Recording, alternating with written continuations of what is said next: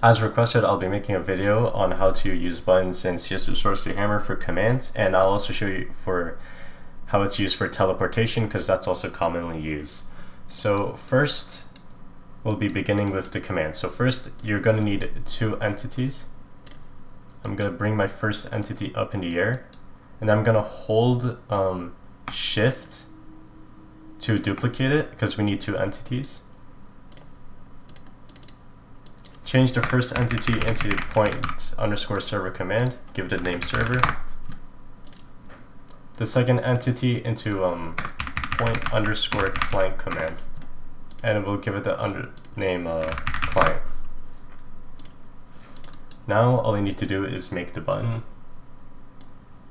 So this will be our object, and to turn it into a button, all you have to do is while you click on your object, press Control T, and then you see where it says class. You want to change it into func_button, and double click on it. And this is where it gets its behavior. So when the button is activated, we don't want it moving. We want it to be activated through toggle. So when you press E on it, like a door, it'll activate. Touch activates, so if you physically touch it by walking on to it, it'll activate. And damage activates. This is for when you shoot at it. When you shoot at it, it'll activate. And then you want to then go to outputs, press add. My output named unpressed. Target entities named server. Via this input, we're going to be executing commands. And I got a list of commands, I'll put in the description. And then you want to copy, paste, change target entities named from server into client, because we want it to affect both the server and the client for it to work. And then that's all there is for the executing commands. And that's for weapons, for example. Now I'll be showing you how to do it for the teleporter. So first, I'm gonna delete that. You're gonna need an entity. You wanna bring it up in the air. Change it to point_teleport. You wanna give it a name, so we'll give it the name of the _teleporter. And entity to teleport, you want to put it at a exclamation mark activator, as you want to teleport the one who activates it, right? And so now we'll make a button for that. I'm going to make my object there. I'll give it the color blue. And then same thing as before. Once you click on it, press Control T, change the class to func_button, double click on it.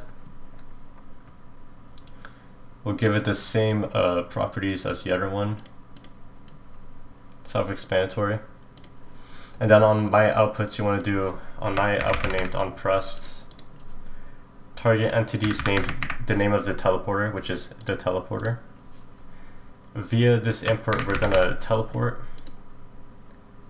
and that's all there is to teleportation. So now I'm gonna compile it and then see how it goes.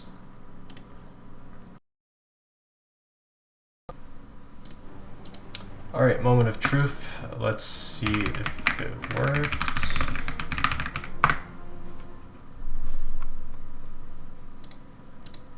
So we have two buttons. One is for giving weapons, and one is for teleportation. So I'm just going to go into counter-terrorist. Since the weapons are T-side, I want to prove that it also works for CT side.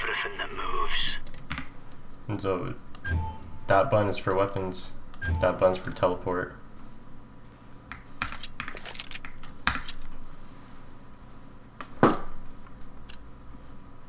I'll first do the weapons.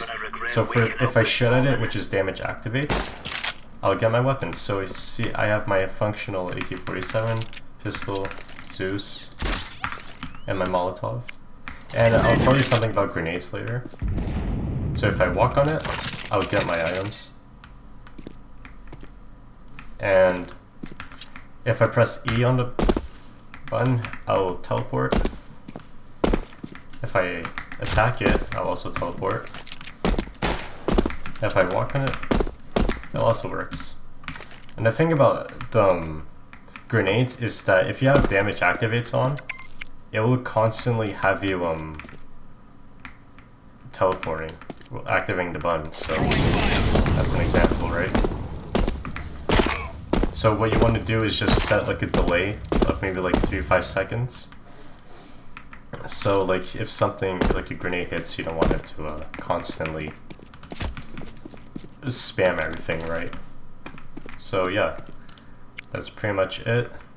And let me know if you need any other help, because I like making these videos. So yeah, thank you. Check my workshop if you're interested on how I made any of my maps. And yeah, bye.